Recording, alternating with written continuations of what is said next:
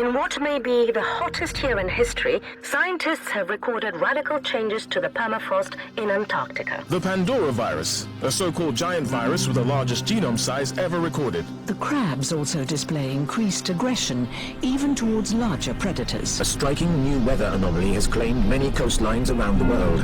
NASA is examining these clouds to figure out... We've detected large amounts of an organic composite. So far, the sample doesn't match any of the DNA records we've compared it with. We all saw it. Those creatures coming out of the sea on that oil rig. The president has declared a national emergency. It's obvious that what we're dealing with here is a biological weapon. As of today, we are at war. It's taking their minds. I saw them walk right into the sea. Thousands of people. Thousands. The mist is gone, but the city is dead. The roads are broken. You must join one of the havens. Do not attempt to survive on your own. Sitrep is yellow alert. Other refugees are coming from the coast. 400 yesterday. The mist is coming fast. We need weapons, vehicles, and food. If there's anyone that can respond. 8, 3, 7. We listened to the number stations every day. I took turns with Jacob, waiting for our signal. And finally, it came. A scarab got it too, its AI directing it to our rendezvous point. We had no news from Symes for many months. Did he send the activation codes? I was desperate to know what happened to him. The mutants were on the march again. Something was happening. If the mist was back, then it meant that the Pandorévirus was mutating again, twisting the human form into new horrors. We needed to regroup, rebuild. But first, we had to get to that scarab. After several hours traveling, the howling noises stopped, and then so did the scarab. I did a quick survey around our position while Jacob talked to the AI. There was an abandoned government reclamation station nearby. These places are usually good for scavenging supplies and equipment, but they often attracted desperate gangs. The AI gave us the reason for our stop. An emergency rescue signal from another Phoenix operative. We had a location too, right in the middle of that station. The scarab made it clear that we should attempt a rescue before continuing with our journey. Despite no sign of the mutants, our comrade was clearly under threat. The scarab's missile launcher would prove very useful. After the battle, the scarab resumed its course towards our base, struggling through the rough terrain. Strange growths were contorting the road, smashing against its armor. It wasn't long before it took one too many hits. The engine gave a loud crack, and the AI went dark. We had lost a valuable member of the team. We knew we were close to our destination, but we didn't know what we would find there. If we were to advance on foot, we had to exercise extreme caution. Approaching the base, we heard gunshots. Jacob and Omar took positions by my side. What was going on inside?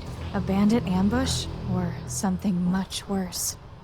Following Phoenix protocol, we readied our weapons. It is time to reclaim our home. The reclamation of Phoenix Point was just the first step on our path ahead. A desperate fight against an overwhelming foe, and only a handful of friends to help. But if this base could withstand the attack, then so could we, and so could Symes. If our leader was somewhere out there, we had to re-establish contact, no matter the cost.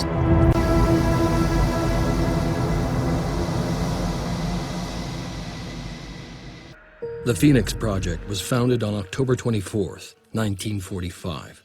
The Second War to End All Wars was over, but there were those who understood that we could no longer afford to think in terms of nations and empires.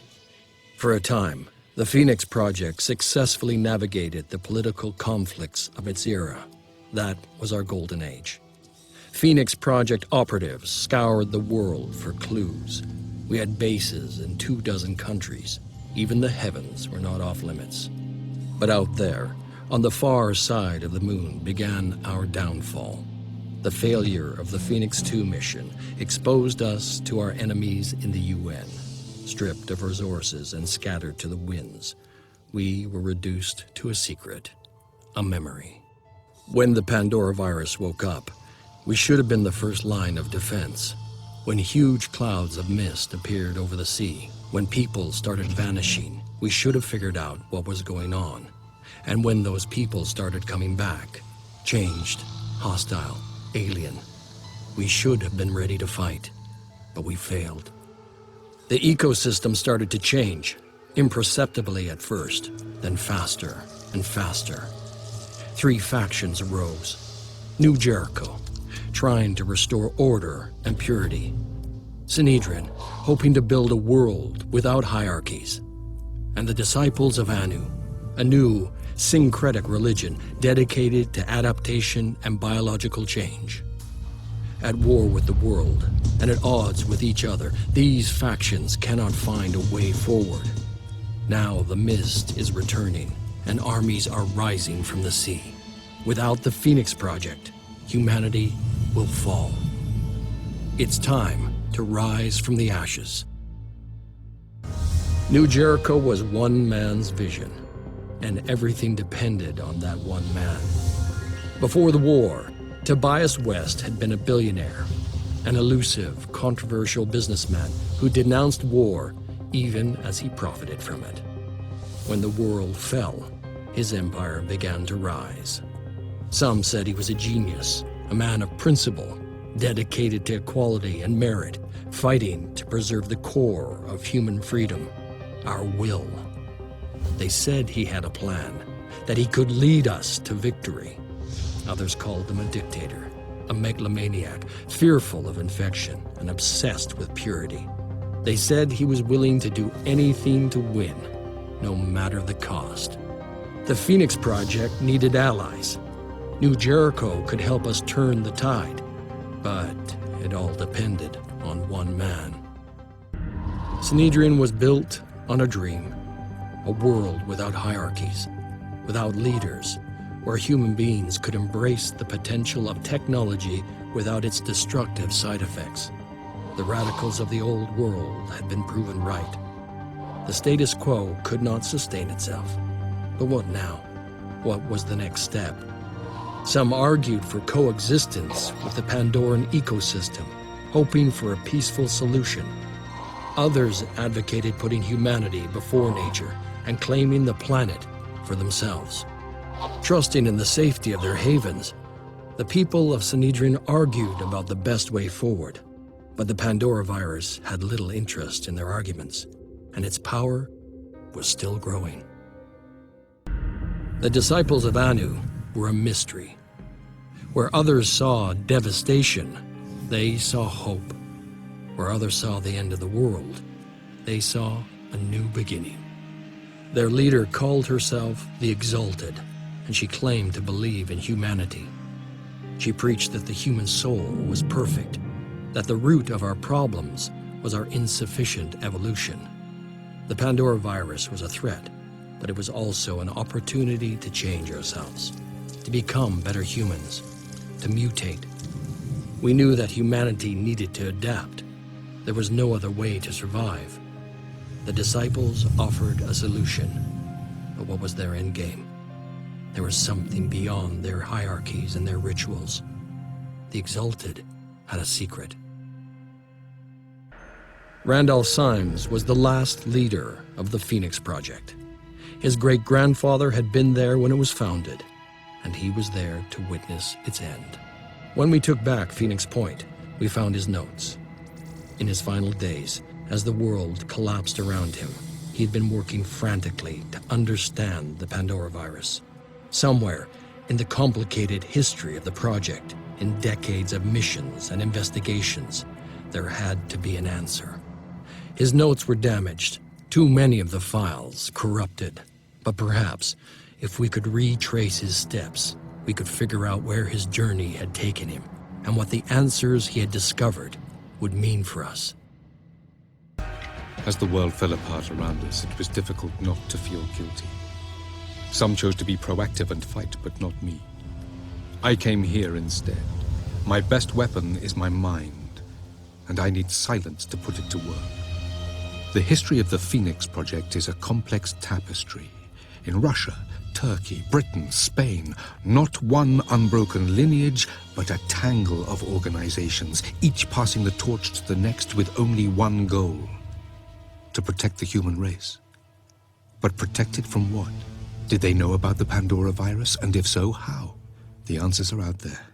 So much has been investigated and collected and analyzed, but it's all scattered, lost. I don't know if it's possible to track it all down, but I have to try. There's only one thing I'm sure of. I can't stay here anymore. In his essays, my great-grandfather recounts the story of the ill-fated Qinling Bashan expedition of 1915 and the journal of Lei Meng, the leader of the mission, who found evidence of a forgotten proto-civilization deep below the ground. There is also mention of James Dawson, a British photographer who stole most of the precious samples recovered by the team. What became of Dawson has always been a mystery, but now I know the mundane truth. He died here in the mountains, forgotten and alone. This proto-civilization, could it hold the key to defeating the Pandora virus? They say history repeats itself. Has all of this happened before? In 2022, a group of researchers investigating an anthrax outbreak caused by melting permafrost in northern Siberia went missing. The Phoenix Project tried to find out what happened to them, but our resources were stretched too thin, and our allies in the Russian government were losing influence, so we let it go. All these years later, looking at these samples, I wonder, is this where it started? Is this the first outbreak? If we had done more, could we have stopped it? The genetic material I have recovered might hold the answers, but I'm not sure I want to know. In the 1960s, the Phoenix Project clashed with an unknown intelligence outfit associated with the CIA. One of these clashes concerned the cultures stored in this lab, said to be responsible for a terrible plague somewhere in what was then called the Third World. At the time of his death, my great-grandfather was trying to force the CIA to at least share some samples, but they denied everything, even the existence of this lab. It looks like the research was abandoned in the late 1970s. I'm not sure why.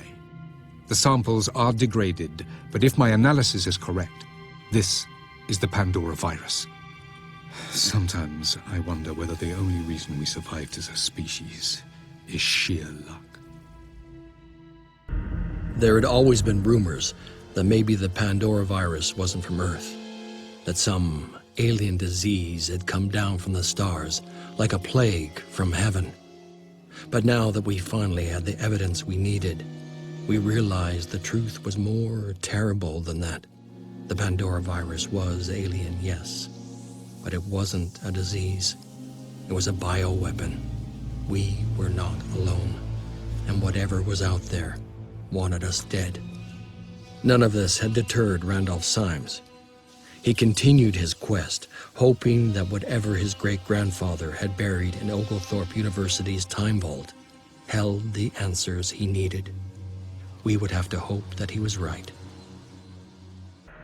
The writings of my great-grandfather recount his mission to Oglethorpe University and the Time Vault.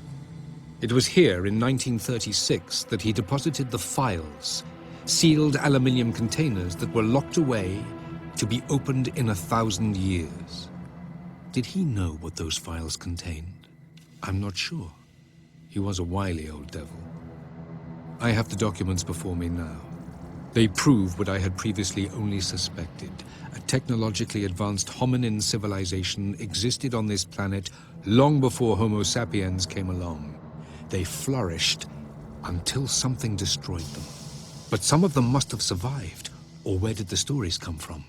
Somehow, they must have won. I know that some of my operatives think I've lost it. It doesn't matter. I have to keep searching. If I find the answer, it'll have all been worth it. I'm running out of time. I have my answer, but it's not what I wanted. The antediluvians. They were like us. Then, the Pandora virus came.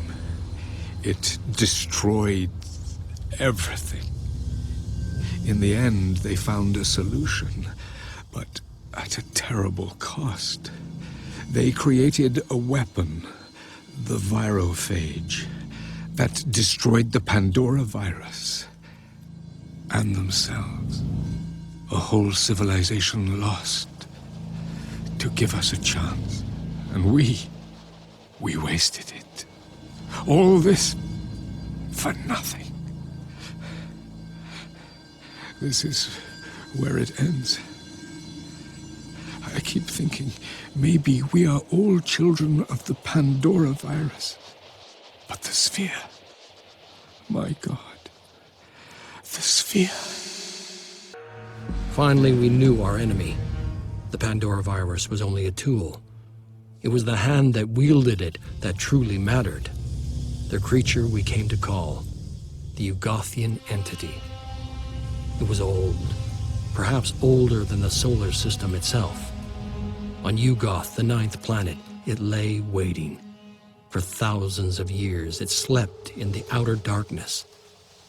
But when Yugoth's orbit approached the Earth, it expelled the seeds of our destruction. Its mind reached out, haunting our dreams, infesting our stories. Its ultimate purpose was to transform our world into its own, to recreate whatever long-lost abyss it had come from. Its creatures were already assembling a new body it could inhabit.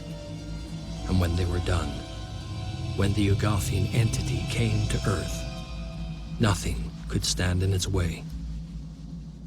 Phoenix, if you are receiving this message, then respond on the secure channel I have provided. It is essential that the information I am about to give you is kept confidential. My name is not important now, but I am known among the pure as Subject 24, the 24th volunteer in a program set up by Tobias West that gave us hope. We had a solution. A solution! A secret program that would fix the world. And in the final moment, he backed down.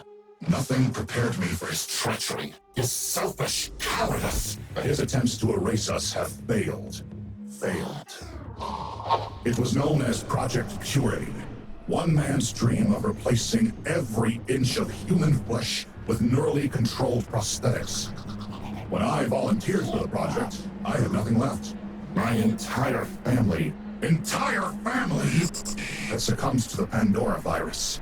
I watched my wife through bulletproof glass as she slowly turned into an abomination. Abominations! They're everywhere, waiting, watching. I had nothing left to lose. Along with many other brave men and women, I put myself forwards. A lot was sacrificed. He pushed us to the limit. Dozens of us died or were left crippled, and we came close to success. The Juggernaut Warrior was the final design. More than a soldier, more than a human, with titanium skin impervious to infection, perfectly pure. Pure as a smile in winter, as a human should be. There were problems. Total encapsulation created some. Mental instability, hallucinations, dreams. Not everyone could take it, but there was no shortage of volunteers to take the program forwards. And then Tobias West, the coward, the traitor, the small-minded charlatan, pulled the plug. Terrified of what he couldn't understand, the great leader ordered everyone involved with the project killed. Killed! Maybe he thought if he buried us, he'd bury the truth of his shame along with us. His shame! But we fought back. I and several others managed to escape. For years we remained silent, hiding, running, waiting for the right moment. The right moment. And that moment has come. Facing a losing battle against the Pandora virus, the weak-minded West has reactivated the old Project Purity facilities, and that makes him vulnerable. Phoenix, I am offering you an exchange. I know the location of the facility and how to get in.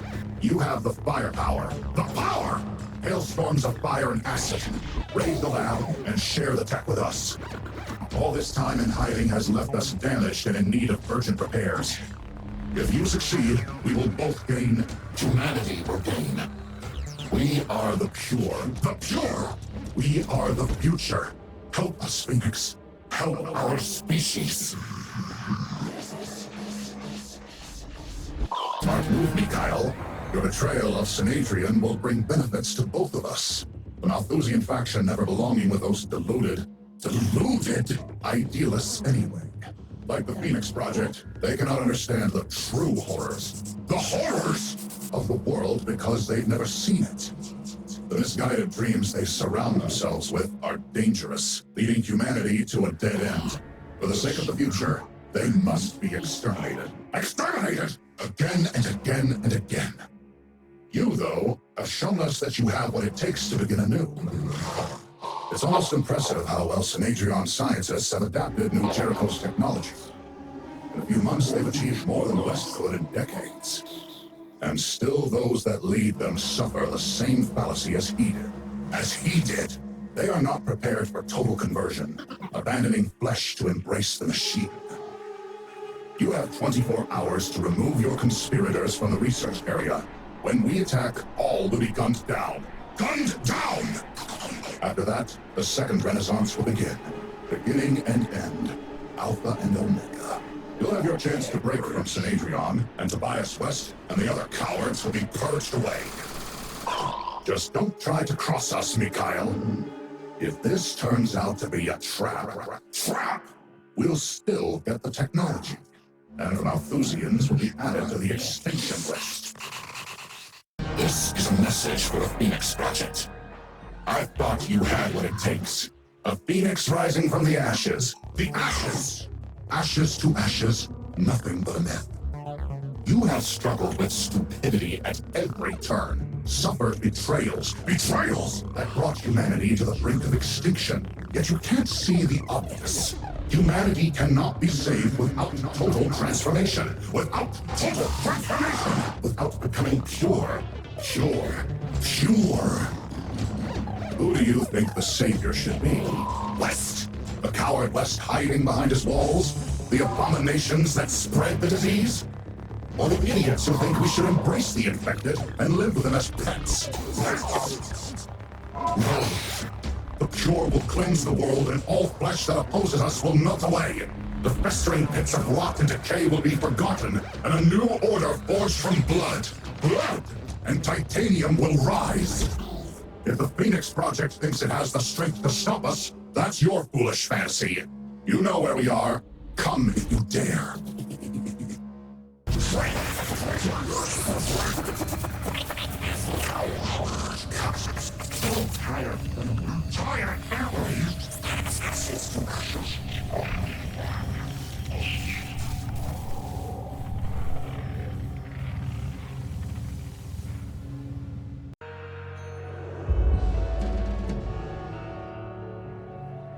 This is getting out of hand, Randolph.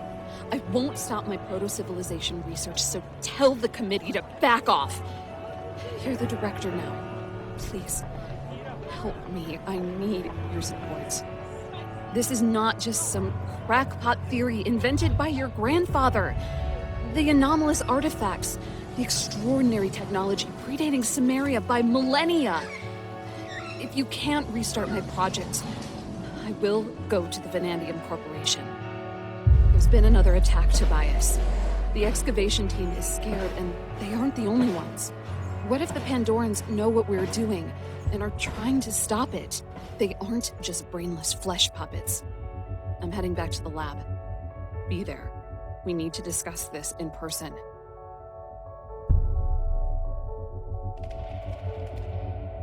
You're making a mistake, Colonel! The last Pandoran attacks were not an accident. They're targeting everyone related to Project Glory. Locking me in an isolation facility won't change a thing! Take her away. No!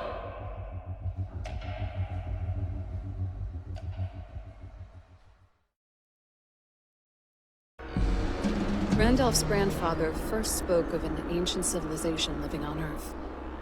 Back then, the Phoenix Institute was open to the idea. During my days, things have changed considerably. Looking back now, I'm convinced it wasn't by chance. Ori Halcom. Plato claimed it to be the gold of Atlantis. Others claimed that it was a golden bronze alloy used by the Romans. It seems they were wrong. The material is impossible to replicate or even analyze. The only thing we know for certain is that it's a metal alloy with organic components, and the ancients used it in their fight against a terrifying enemy.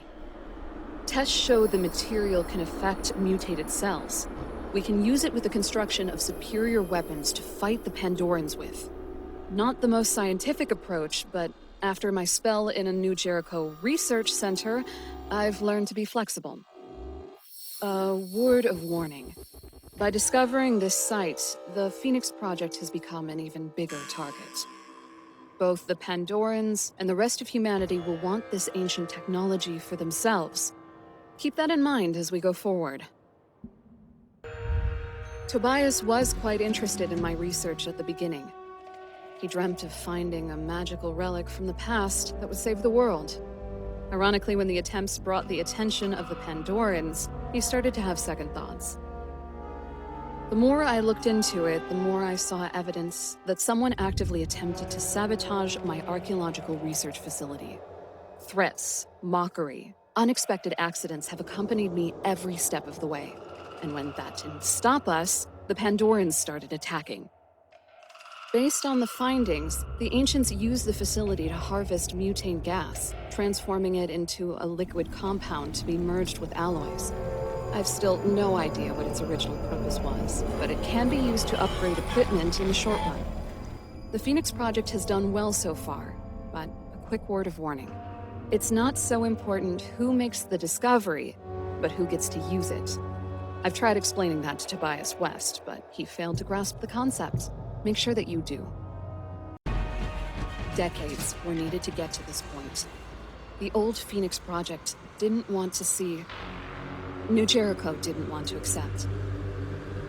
I really hope the third time's a charm. We have always been so busy focusing on recent phenomena. We ran in circles, researching the myths, the Pandora virus, the thousands of mutations that appeared, but never searched for its true origins. We weren't the first to deal with this. Randolph's grandfather found evidence of sites and artifacts predating known history. With the ice caps melted, we stand a better chance of finding them than he ever did. The ancients valued their refining facilities far more than their cities. The materials they produced undoubtedly were the basis of all their technology, but I think they had a more urgent reason to have the refineries protected. Living crystals. For generations, humanity had attempted to create a perfect power source. The ancients succeeded in that, and more. New Jericho believed the samples I uncovered to be some ancient battery. From what we found, I'm certain they were wrong. Analyses remain inconclusive, but we know that the living crystals are indeed a source of power, and potentially a destructive power. Experiments have shown that prolonged exposure is capable of killing the Pandora virus and mutated cells, as well as entire Pandoran organisms. Human cells don't start showing signs until hours later. Decades won't be enough to uncover their secrets. For now, I'm certain of two things. The ancients were biologically different from humans, and they had defeated the Pandorans before. One question remains, though.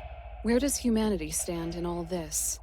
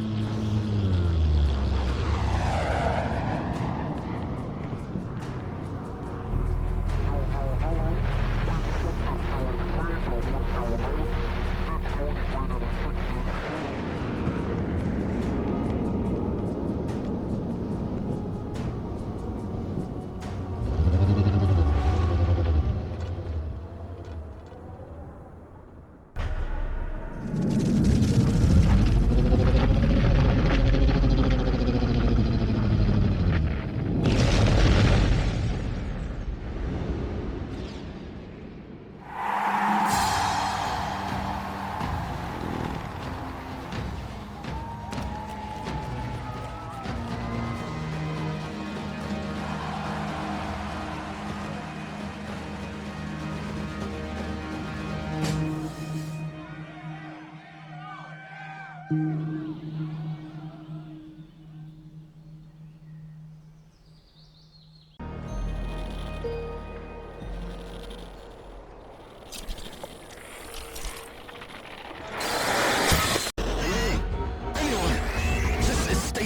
7-1. We need immediate evacuation. I repeat, we need immediate evacuation. The facility has been compromised. Specimen 2 escaped the containment chamber and is roaming throughout the lab. You need to get us out of here and purge the entire facility. The specimen mustn't be allowed to escape into the open. If it does, it's released the strain variant. I'm initiating the self-destruct procedure. The strain must...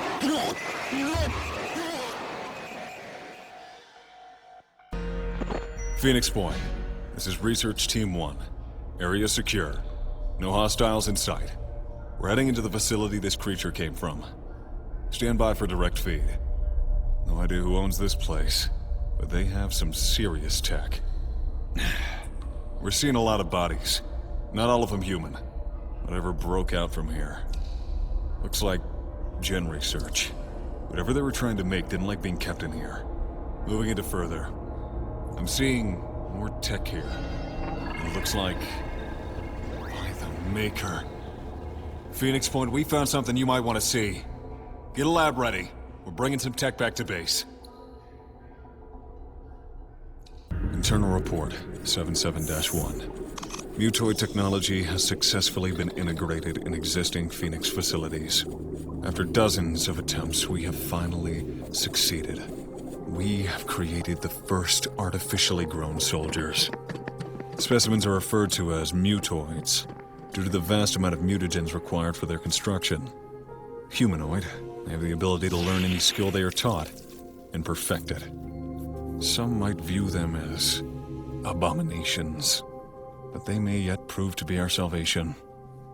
A new breed of soldiers, immune to the corruption strain, with the skills of humans and Pandorans alike, created entirely out of mutagens. Finally, it's over. After fighting our way through the lair, we found the spawnery which the first Acheron had infected and obtained a clean sample of the corruption strain. It wasn't easy by any means. The processing power of the entire Phoenix project went into analyzing a strain to find a cure, but we succeeded. An inoculation process began, first on our troops, then our allies, and finally on anyone who wished to have it. Our aircraft flew over the globe, releasing potent antiviral solutions over corpses and battlefields, to eradicate every trace of corruption until there was none. Now, long after the first Acheron specimen escaped from some unknown research facility, the horror is over. Humanity won this battle, but the larger war rages on.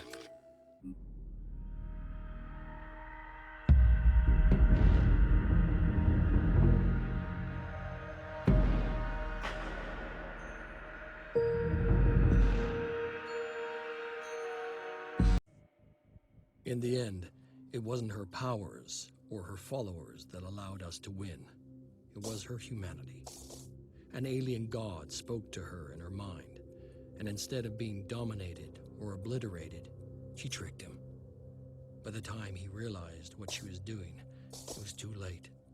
She'd stolen his knowledge, cut him off from his armies on Earth. He was alone on his dark planet, and humanity was saved. The war wasn't over, of course. It's never that simple.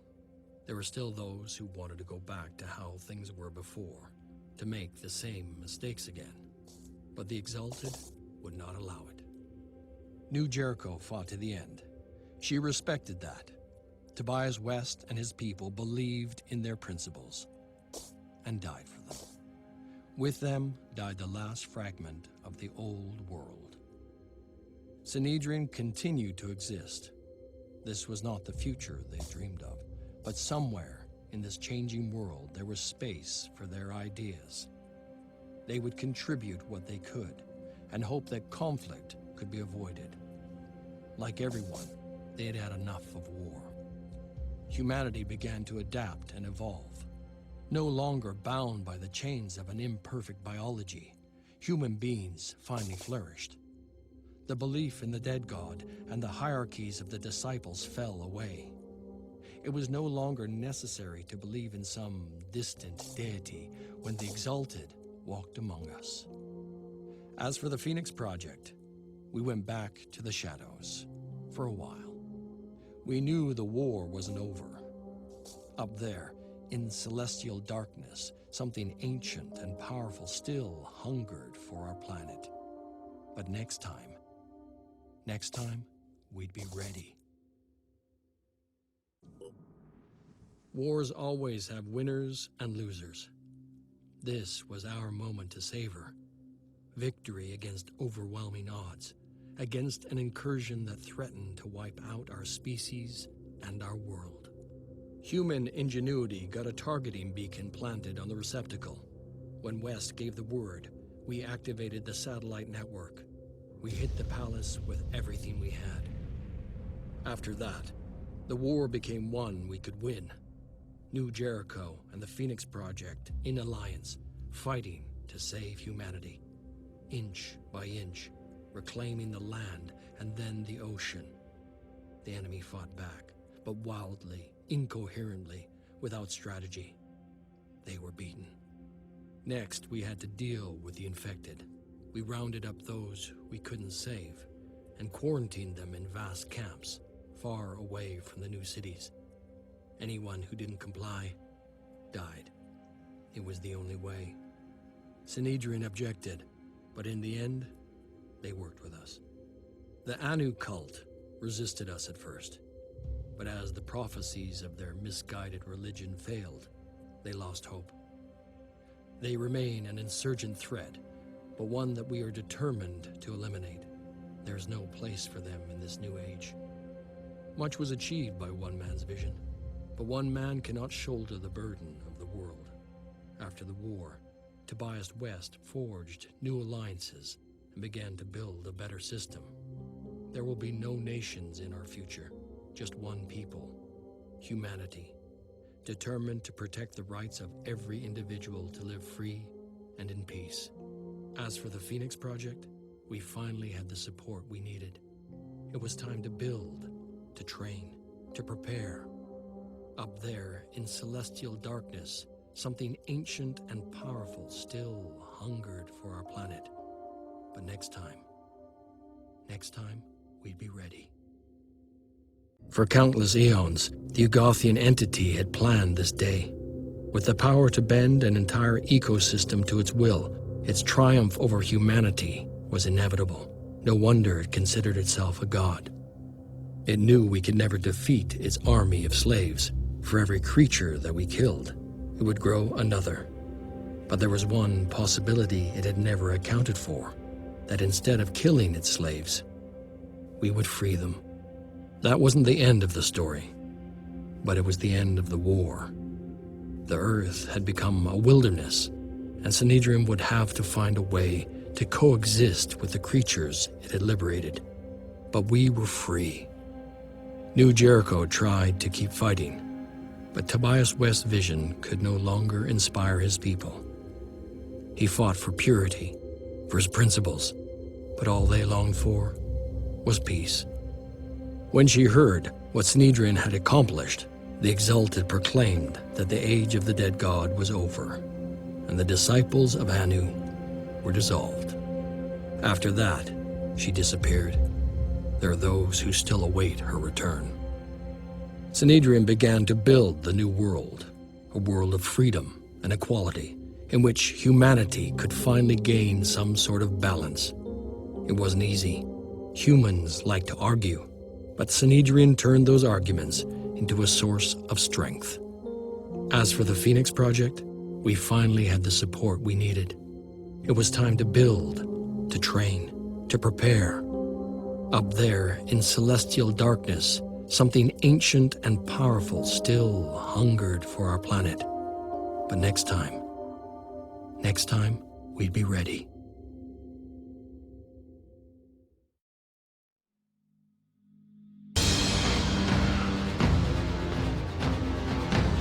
Base fell, we knew we'd lost the war. The Phoenix Project was doomed, and the Earth was lost. But for the Earth that was, and all the Earth that could have been, for our friends and family lost to the mist, for all our dreams and hopes that would never come true, we would keep fighting to the end.